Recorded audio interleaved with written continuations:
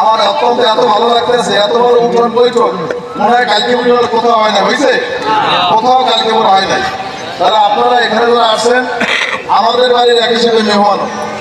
আপনারা দীর্ঘদিন আপনারা সুরেশ চৌধুরীর বক্তব্য এইমাত্র শুনেছেন। আপনাদের সৌভাগ্য উনি অত্যন্ত ব্যস্ত এবং অসুস্থ, তারপর আমাকে বলছিল যে তুমি বাড়িতে গেলে আমাকে ফোন দিয়ে আমি কথা বলবো। আমি একটা ঋণ দেওয়ার পরে সে আপনাদেরকে সালাম জানাইছে, আপনারা তার সাথে সালাম বিনিময় করেছেন। এবারে সেখানে সে বলেছে যে আমরা মাঠে দীর্ঘ 2 মাস ছিলাম।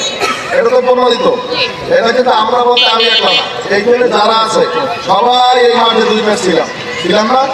কালকে বলে এমন কোনো ঘর নাই আমি বুকে হাতে বলতে পারি যেখানে আমাদের লিফটে বা আমাদের পা পড়ে নেই, নাকি?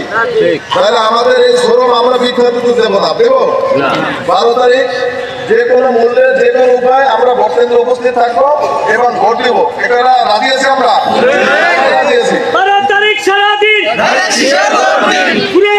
সালাম দিন, আজাদ সালাম দিন।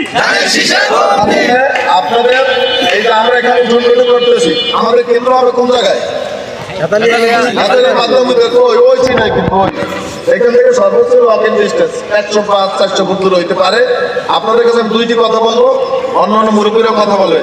প্রথম কথা হলে এক পার্টি বের হয়েছে জান্নাতের টিকিট নিয়ে, আমাদেরকে ভোট দিলে আপনারা জান্নাতে যাবেন, এইটা বিশ্বাস করলেও তার ইমান থাকবে না, থাকবে?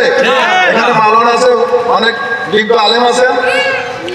হুজুর পাক আল্লাহ তাআলা 10 জন জান্নাতি সার্টিফিকেট দুনিয়ায় বসে দিয়েছে না? 10 জন সাহাবীদের জান্নাতের সার্টিফিকেট দিয়েছে, আপনারা তো জানেন। তার ভিতরে এই জামাত ইসলামের নেতার নাম আছে, হ্যাঁ? তাহলে যারা এর ভিতরে জান্নাতি সার্টিফিকেট পেয়েছে তারাও জান্নাতের সার্টিফিকেটও কান্না করতে আছে, তাদের তো আল্লাহ ক্ষমা করে দেয় নাকি? তাহলে এদের কথা বিশ্বাস করা যাবে না, আর ইমান নষ্ট করা যাবে না।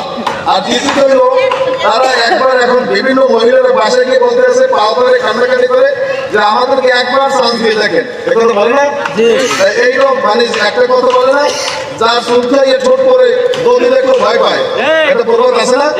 তাহলে আমরা কিন্তু 96 সালে শুনতে ভোট করছিলাম, মনে আছে? শেখ হাসিনা মাথায় পট্টি, হাতে তবজি, তারপর কামা করে চুম্বন, আমাকে ক্ষমা করে দেন কাইন্দে কাইতে করে 96-তে ক্ষমতা আসছিল আপনাদের ভোটে, মনে আছে?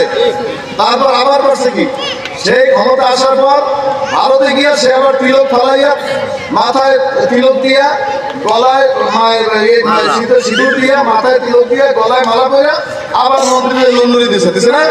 তাহলে আমাদের সেই মায়া কান্নায় পড়ে আমরা 17 বছর ভুগছি, ঠিক আছে? আজকাল আমরা এখানে যারা কথা বলছি বা ধানের শীষের সমর্থনে আসি বা আসছি, এমন কোনো লোক নাই যে এর অন্তত